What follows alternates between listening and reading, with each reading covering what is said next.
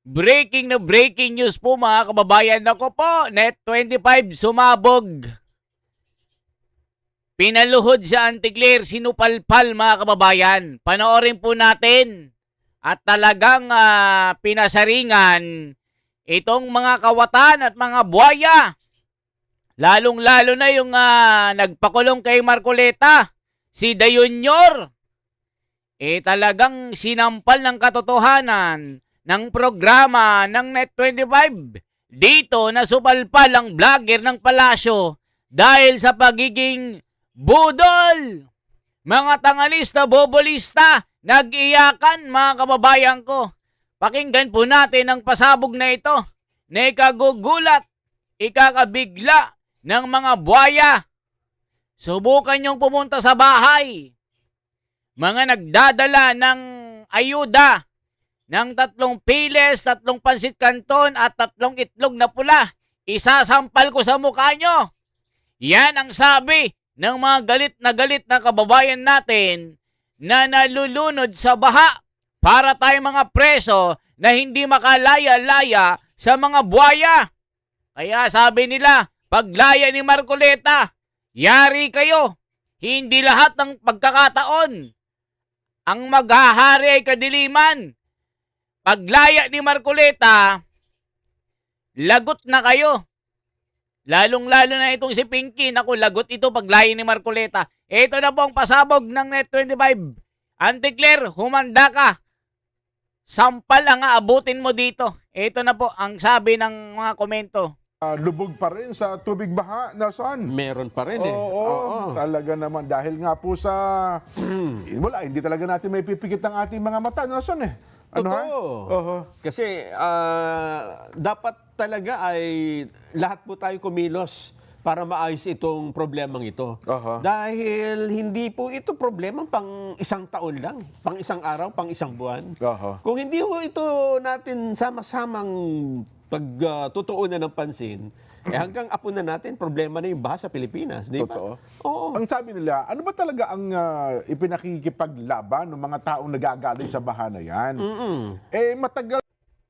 Yun nga mga kababayan, si General Torre may pasabog din. Alam nyo kung bakit? O alam nyo kung ano ito? Ito yung pasabog ni General Torre.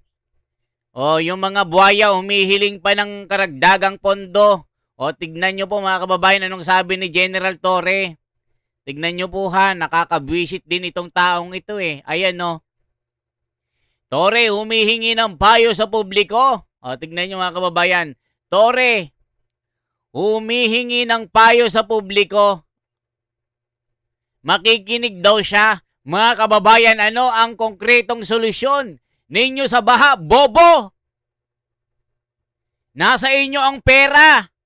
Ang gagawin nyo lang, huwag nyong kurakutin, huwag nyong ibulsa. Gawin ang tama, huwag substandard. Mga bobo! Yan ang sabi ng mga komento dito. Magtatanong-tanong ka pa. Nasa inyo ang pera. Di gawin nyo yung best nyo para umayos ang hindi na mauulit ang baha. Taon-taon na lang. Mag-aapat na taon na nanakaw ang pera. Yung sa G. Araneta, 500 million ang ginasto. Anong nangyari? Baha pa rin, hanggang leeg pa rin. Ginastusan ng 500 million. Ni De Junior at ni Vince Dizon, anong nangyari? Sabi standard. Baha pa rin. O sinong niloloko nyo? Tas sasabihin nyo, mabilis ang humupa ang baha. Mga Hestas Barabas. Yan ang sabi ng mga komento mga kababayan. Pakinggan po natin ang pasabog ng Net25. Na naman anyang may baha talaga sa Pilipinas, Nelson eh. At sa lahat daw po ng administrasyon, ay talaga namang nararanasan niyang baha na yan. Ang pagkakaiba, mga kababayan, pinondohan po kasi ng napakalaking halaga ang mga flood control project. Yun. At kung susuriin po natin sa mga nagdaang budget na naaprubahan, ang pondo ng flood control project malaki pa sa pondo ng Department of Agriculture. Saan naman kayo nakakita ng panahon na ang isang project ay may pondo na mas malaki pa doon sa isang departamento na para mag-produce ng mga pagkain. At mas malaki pa sa Department of Health na sa saligang batas, dapat ito ang pinakamalaking pondo. Sa education. Education, education, tama. Di pala DOH, ano ha? Ayun ang problema natin. Kaya po, kaya hinahanapan, di ba? Kasi ipag malaki mo na merong 5,500 flood control project na natatapos na at may ginagawa pa. Tapos nakita natin kung gaano kalaki ang budget para dito, natural, hahanapan ka. Yun na Di nga. ba? Kapag ka sinabi mong flood at control, dapat bumabaha man, kontrolado, hindi yung hanggang dibdib. Dapat daw ngayon, hindi na flood control ang tawag eh. Flood Management Program. Kasi yung flood daw talaga, hindi mo naman talaga makokontrol eh. Mamamanage mo lang daw talaga ata yan, Luzon. Oo, kahit ano pa itawag natin dyan, basta po yan ay napapakinabangan at itinayo ng tama, merong epekto, di ba? Totoo. At saka dito lang natin nalaman sa pangyayaring ito na ang isang lugar na pinondohan uli. Paulit-ulit. 3 beses pinondohan, iisang lugar, Yes. is same project, same location, Nelson, Pero wala. pagkatapos Wala. nawala yung pondo, yung proyekto hindi nagawa. Iyan ang sinasabi natin, mga kababayan ko. Tapos ngayon, puro sila impeachment. Di ba, mga kababayan ko, kung yung halaga ng impeachment araw-araw, nasa 300 million na daw ang nagagasto, mahigit pa. Kung iginawa nyo yan ng mabuting kanal, natuwa pa kami sa inyong mga buwaka ng ina kayo. Yan ang sabi ni Pedro Penduko ng Marilao na binabaha na ang kanilang bahay. Di ba, mga kababayan ko, ginagago tayo, binubudol tayo ng mga buwaka ng ina, ng mga animal na hestas, balasubas. Yan ang sabi ni Pedring ng San Pablo ng Laguna. Mga animal, sabi. Tapos ipagyayabang nyo yung 3 sardinas, 3 pansit canton, at 3 red egg. Isusupalpal ko sa mukha nyo yan. Yan ang sabi ng ng galit na taga Santa Maria. Yari kayo. Yan. Yun ang iskandalo po dito eh. At ang Ano, ha? atin pang hinahanap, mga kababayan, kasi nagkaroon na ng mga pagbubunyag eh. Oo. Nagkasanga-sanga na eh. Marami pong sa mga unang investigasyon, lumutang na mga pangalan. Opo. Contractors, 15. Mga congressman na contractors, 67 ba yun dyan? O mahigit? Hindi, 64. Oo. Contractors. Oo, madami. 64, basta 67, mga ganun, 60 plus. May mga nabanggit na matataas na opisyal ng gobyerno, mga senador, congressman. Ano ang nangyari? Wala po eh. Wala, nahalata po kasi na kapag ka iniimbestigahan, hindi, ito na, flood control, di ba? Matutunto na eh. Yun. Biglang pinipigil. Biglang yung nag-iimbestiga, nagkakaroon ng kaso. Yan ang sinasabi natin. Gaya ng mga Marines na 18, naging 14 na lang kasi tinakot at binayaran. Tapos si Marcoleta, kinulong. Ginawa ng kaso ni Pinky. Yung donasyon, hindi naman plunder yun. Anong ginawa? Kasi nga si Marcoleta, matapang at naninindigan. Pero yung ibang senador, natakot. At ayun, naging dugyot. Naging Hestas Barabas na Judas. Kilala nyo po kung sino ang mga yan. Pero si Marcoleta naninindigan hanggang katapusan. Sabi nga ni Senador Marcoleta, kahit pa magbaliktaran lahat, siya itutuloy ang laban. Yan din ang paninindigan ng pamamahala ng Iglesia ni Cristo. Hindi titigil kahit makulong si Marcoleta. Hanggang dulo, ipagsisigawan na tuntunin kung sino ang mga magnanakaw na buwaka ng ina. Yan ang sinasabi ng rally na isinagawa ng People Power na we are one. Yan sinasabi natin. Yung tumitestigo, bigla namang nagkakakaso. Oho. anong iisipin ho ng mga kababayan natin? Pinagtatakpan po talaga itong flood control. Yeah. Kaya kapag ka umuulan, hindi ho natin maiaalis sa mga kababayan natin na una, sumama ang loob. Yeah. Diba? Pangalawa, hanapin. Totoo. Asan yung flood control? Asan yung mastermind? Tsaka dito, Nelson, isipin po ng mga nagagalit at tsaka minsan binabash pa tayo. Ba't ba kayo yung dalawang paulit-ulit sa bagay na yan? Kasi po, naalala nyo, mismo ang Pangulong Bongbong nanawagan nito Hindi naman po kami nagpasimula nito, di ba? At hanggang ngayon, kiniklaim nga ng Pangulo at ng administrasyon na sila ang nagpasimula ng investigasyon ng flood control anomaly. Di ba? Kaya nga po, tuwing bumabaha, tuwing nagkakaroon po ng ganito, malakas ang buhos ng ulan, lagi natin ipinakikita kasi sinusunod natin yung sinasabi ng Pangulo, mahiya naman kayo. Di ba?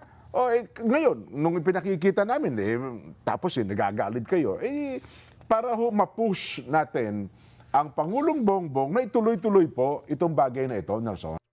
Ayan mga kababayan ko. Sabi ni Bini Jr., mga kababayan, pinagyayabang. Mabilis na daw humupa ang baha. Yun din ang ipinamamalita na pangbubudol at kasinungalingan ng vlogger ng palasyo, si Auntie Claire, na ubod ng kasinungalingan, ubod ng kapalpakan, ubod ng pagkasinungaling. Yan ang sabi ng taong bayan, mabilis na daw humupa ang mga baha ngayon dahil sa mga project ni BBM Jr. Ayun, hanggang leeg, hanggang muta ang baha. Tignan nyo sa Hagonoy, bilyon-bilyon ang inilalaan sa Marilao, dyan sa Kalumpit. Pero ang mga bahay, hanggang lampas tao. Yung baha, puro bangka, naging water world na. Alaka, Diyos ko day, puday. Mga hestas barbas kayo. Yan ang sabi ng nagagalit na mga Pilipino. Di ba? Ngayon, kung sino ang tatamaan, sabi ni Senador Ping Lacson, sundan natin ang Ebidensya. ang itinuturo ng ebidensya. Problema, nung may itinuturo yung ebidensya, sabi niya, teka muna, hindi dyan. Banda dun, sa kaliwa. Huwag dito. Ayan ang sinasabi natin. Ayan, ipinakulong si Marcoleta. Sinong gumawa ng paraan para makulong? Di si Pinky at si Rimulya. At si Mang Kanor, Ping Lacson. Anong nangyari? We are going to see the evidence. Kung nandyan, wag dyan na kay Marcoleta. Kay Marcoleta muna ikulong yan. Sabi ni Pinky at ni Junior, ayan, supalpal kayo ng Net 25. Ganun na nangyari, di ba? Kaya ka dapat ma-manage yung flood. Kasi yung flood parang ibang tinutumbok yun po ang Talaga naman, kaya kung kami naman po ay naniningil sa usaping ito at yung iba pa po nating mga kababayan, yung ating mga netizens, sila mismo nagpo-post Totoo. Diba? Sila mismo ang humihingi po ng katarungan sa bagay na ito Yes.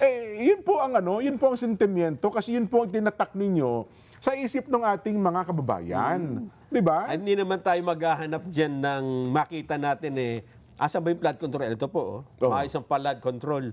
Bumabaha pa rin ho sa amin pero andito, nakikita natin. Ayan, Ang problema, bumabaha, asan yung flood control? Wala maituro di ba? Example dyan, yung sa Marikina, di ba? May Yan. ituturo silang structure na totoo. maayos Oo. So kahit na mga bumabaha doon, hindi masyadong naghahanap yung mga tao.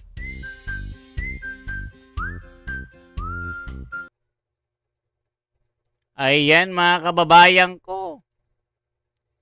Ano nang nangyayari pag nandyan yung nag-iimbestiga, nandyan na yung ebidensya, yan naman, pinipigil at kinakasuhan. Naku po, yan ang sabi ng Net 25.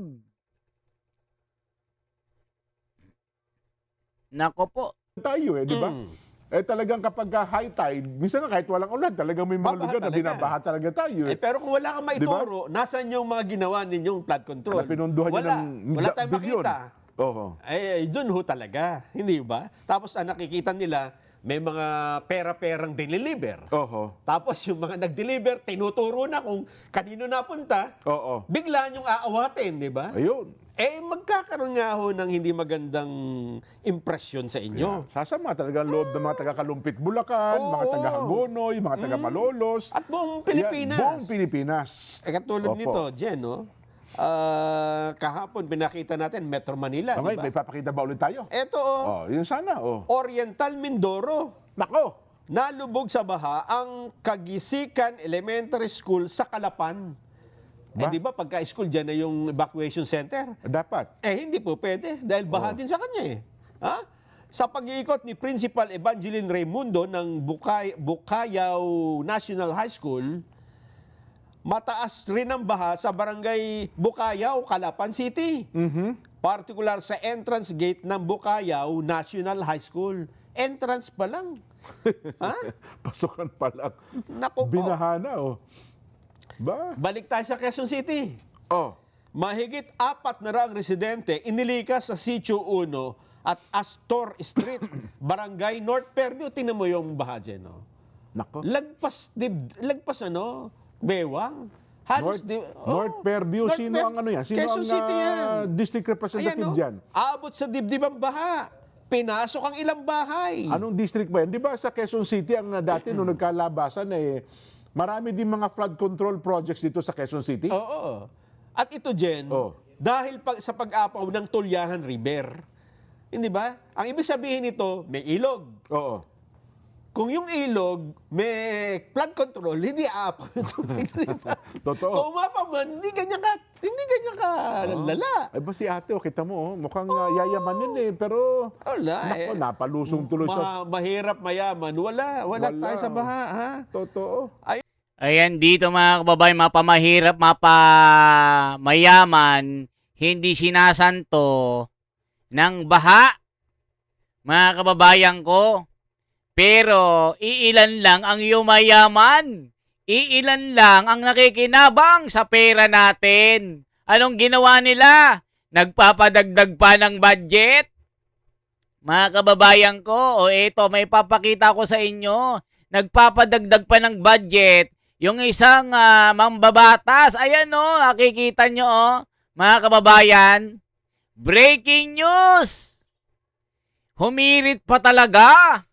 Rep Ortega itinutulak ang dagdag pondo sa mga lugar na madalas binabaha ng flood control. Muling isinusulong, nako po mga kababayan ko, ang tindi ng kapal ng muka, ang sabi ng komento. Humirit pa talaga, ayan mga kababayan Check natin humirit pa talaga, ayan